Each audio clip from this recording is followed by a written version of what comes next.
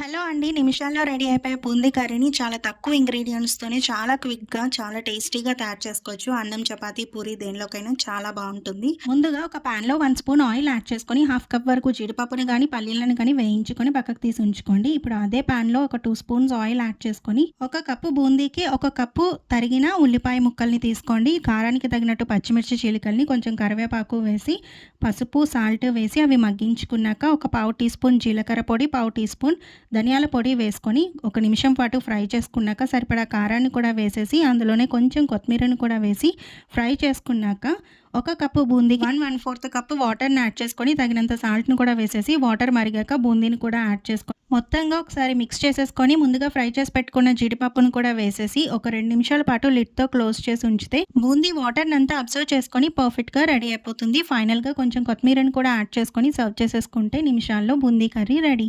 Bye.